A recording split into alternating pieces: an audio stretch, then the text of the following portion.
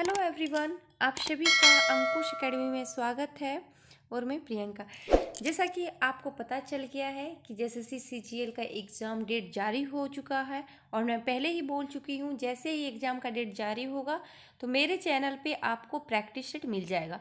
तो आज का जो प्रैक्टिस सेट है ये 16 है। इसमें 16 का ही एक पार्ट हो चुका है, जिसमें झारखंड जीके और समान अध्ययन का क्वेश्चन करा दिए हैं।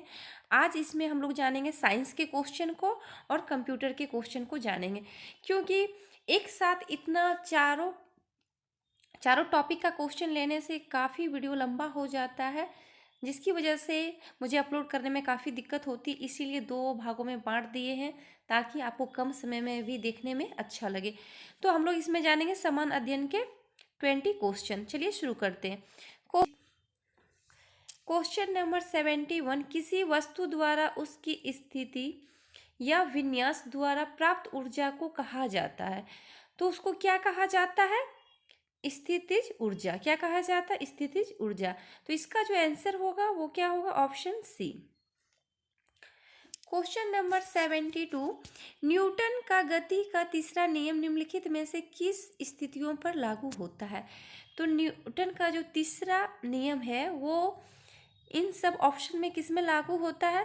जब कोई व्यक्ति नाव से नदी के किनारे कूदता है तो नाव पीछे की ओर जाती है। ये जो नियम है ये लागू होता है न्यूटन के गति का तीसरा नियम। तो इसका जो आंसर होगा वो क्या होगा? Option A. क्वेश्चन नंबर 73, धनात्मक त्वरण का अर्थ। तो धनात्मक त्वरण का अर्थ क्या होता है? वस्तु का वेग बढ़ जाना। क्या होता है? वस्तु का वेग बढ़ जाना, तब इसको धनात्मक त्वरण माना जाता है। तो इसका जो आंसर होगा वो क्या होगा? Option C. क्वेश्चन नंबर 74, निम्नलिखित में से कौन सा विकल्प उष्णता का कुचालक है? तो वो कौन सा है? लकड़ी। ये जो लकड़ी है वो उष्णता का कुचालक बैड कंडक्टर है। तो इसका जो आंसर होगा वो option A. Question number 75, Shravani range से नीचे आवृत्तियों के साथ ध्वनि तरंगों को कहा जाता है। तो वो क्या कहा जाता है? इंफ्रासोनिक कहा जाता है। और ये जो इंफ्रासोनिक होता है वो 20 हर्ट्ज से 20,000 हर्ट्ज के बीच की जो आवृत्ति वाली ध्वनि होती है उसको श्रावणी ध्वनि कहा जाता है। तो इसका जो आंसर होगा वो क्या होगा? Option D. क्वेश्चन नंबर 76, इनमें कौन सा रासायनिक परिवर्तन नहीं है? तो इसमें कौन सा रासायनिक परिवर्तन नहीं है वो आपको बताना है। तो ये जो ऑप्शन बी है, अम्लीकृत जल का विद्युत अपघटन, ये रासायनिक परिवर्तन नहीं है। तो इसका जो आंसर होगा वो क्या होगा? Option B. क्वेश्चन नंबर 77, निम्न में से किस तत्व के प्रतीक में केवल एक अक्षर होता है? तो कौन सा तत्व है जिसका केवल एक अक्षर होता है प्रतीक में, वो आपको बताना है। अगर देखा जाए तो कार्बन का जो केवल प्रतीक होता है वो सी होता है। क्या होता है? सी होता है। तंबा का क्या होता है? Cu होता है। उसके बाद क्लोरीन का क्या होता है? Cl होता है। और कैल्शियम का Ca। इस चीज को आप लोग पढ़े ही होंगे। तो इसका जो आंसर होगा वो क्या होगा? Option B. Question number 78, Bohr के एटम के मॉडल की अभिधारणा के अनुसार क्या होता है जब एक इलेक्ट्रॉन ऊर्जा के फोटॉन को अवशोषित करता है? तो क्या होता है? यह अगले बाहरी कक्षा में जाता है। तो इसका जो आंसर होगा ऑप्शन डी। क्वेश्चन नंबर 79, निष्क्रिय लिटमस विलियन का रंग डैश होता है। तो उसका रंग क्या होता है? बैंगनी रंग होता है। तो इसका जो आंसर होगा वो क्या होगा? ऑप्शन ए।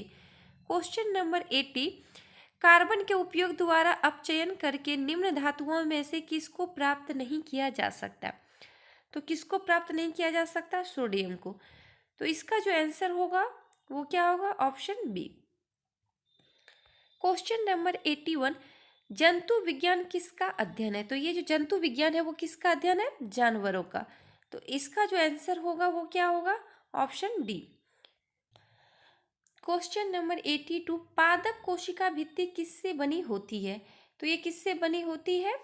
सेलुलोज और पेक्टिन से। तो इसका जो आंसर होगा वो क्या होता है? Option A. Question number 83, dash विकासवादी संबंधों के प्रमाण प्रदान करता है, तो वो कौन सा करता है? ऑप्शन के अनुसार क्या होगा? जीवाश्म। ये जो जीवाश्म है वो विकासवादी संबंधों के प्रमाण को प्रदान करता है, तो इसका जो आंसर होगा ऑप्शन बी। भोजन होगा, भोजन के पाचन की प्रक्रिया के दौरान होने वाले ऊर्जा परिवर्तन के प्रकार को बताएं, तो कौन सा परिवर्तन होता है?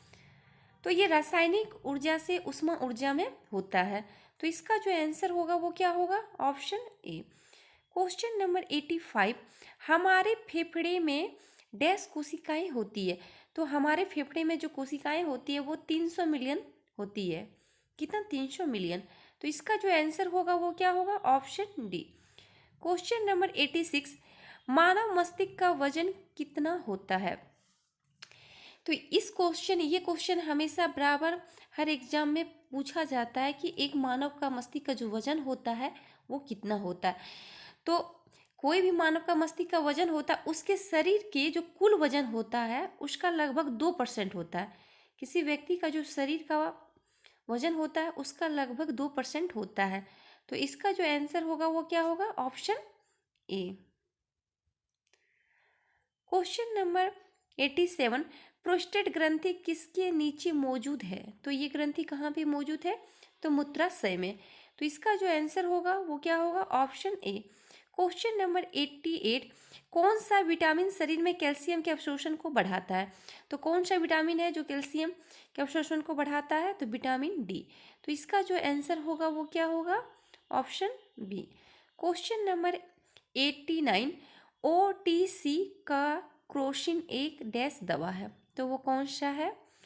दर्दनाश एवं ज्वार नाशक, ये एक प्रकार का दवा है, तो इसका जो आंसर होगा वो क्या होगा? Option C. Question number, bat dash के लिए फाइल एक्सटेंशन होता है, तो ये क्या होता है? तो बेच फाइलें होता है, तो इसका जो आंसर होगा वो क्या होगा? Option B.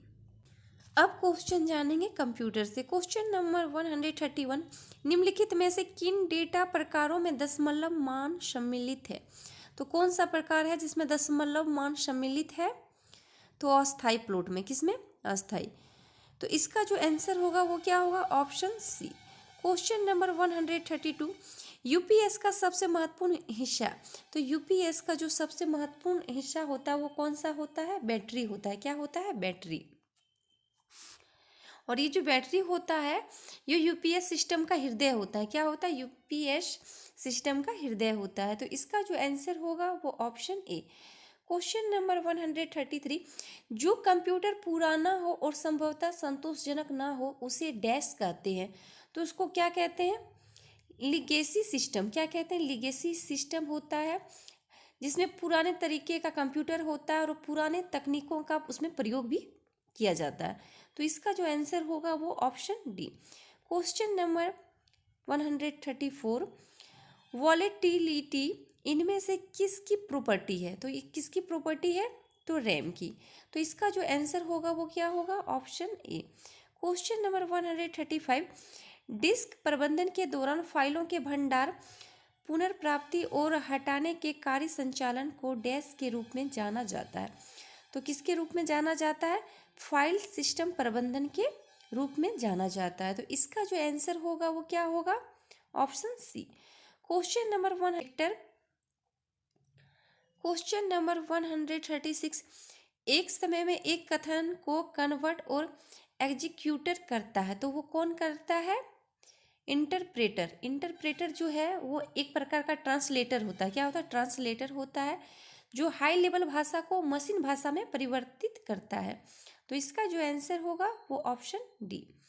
क्वेश्चन नंबर 137, जो प्रोग्राम एक सिस्टम के फंक्शन को दूसरे सिस्टम पर नकल करेगा उसे क्या कहते हैं? तो उसे क्या कहते हैं? एम्यूलेटर। क्या कहते हैं? एम्यूलेटर। ये जो एम्यूलेटर है वो एक सिस्टम द्वारा दूसरे सिस्टम की नकल करने के लिए बना प्रोग्राम होता है, तो इसका जो आंसर होगा ऑप्शन ए। क्वेश्चन नंबर 138, निम्नलिखित में किस कंप्यूटर भाषा का प्रयोग व्यावसायिक क्षेत्र में आंकड़ों के प्रसंस्करण के लिए किया जाता है। तो वो कौन सा है? कोबोल। ये जो कोबोल है, कॉमन बिजनेस ओरिएंटेड लैंग्वेज, इसका फुल फॉर्म होता है। यह व्यावसायिक कार्यों के लिए इसका प्रयोग किया जाता है और ये क्वेश्चन बहुत बार एग्जाम में पूछा गया है। तो इसका जो आंसर होगा option D. Question number 139, broadband internet जोड़ को शेयरिंग की अनुमति डैश में होता है। तो ये किस में अनुमति होता है? स्विच में। तो इसका जो आंसर होगा वो क्या होगा? Option C. Question number 140, ISP का तात्पर्य है। तो आईपीएस का क्या होता है? Internet service provider. क्या होता है? Internet service provider. तो इसका जो आंसर होगा वो क्या होगा? Option C. क्वेश्चन नंबर 141, सूचना राजपथ किसे कहते हैं? तो सूचना राजपथ किसे कहा जाता है? इंटरनेट को। तो इसका जो आंसर होगा वो क्या होगा? Option D. क्वेश्चन नंबर 142, संध्या लिंक्स जो किसी और वेब पेज पर ले जाती है। तो वो कौन सा है? हाइपरलिंक। तो इसका जो आंसर होगा वो क्या होगा? Option A. Question number 143, TCP या फिर आईपी डेटा संपर्क स्तर पर एक डैश कहलाता है। तो वो क्या कहलाता है? फ्रेम कहलाता है। तो इसका जो आंसर होगा वो ऑप्शन सी। क्वेश्चन नंबर 44, ऐसे वायरस जो समय बीतने पर या किसी खास तारीख को चलते हैं कहलाते हैं। तो वो क्या कहलाते हैं? Time bomb.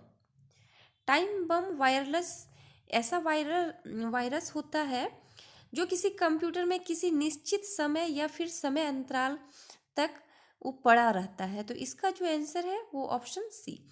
क्वेश्चन नंबर 45, निम्नलिखित में से कौन सा सर्च इंजन नहीं है?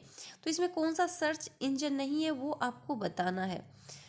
तो आहू है, मेटा ब्राउज़र है, लाइकोस है। ये जो ऑप्शन ए है डावजोश, ये नहीं है। तो इसका जो आंसर होगा वो क्या होगा? Option A. Question number 140, question number 146, यदि आप अपने डेस्कटॉप पर एक आइकन को मूव करना चाहते हैं तो इसे डैश कहते हैं। तो उसे क्या कहते हैं? ड्रैगिंग। क्या कहते हैं? ड्रैगिंग। तो इसका जो आंसर होगा वो क्या होगा? ऑप्शन सी।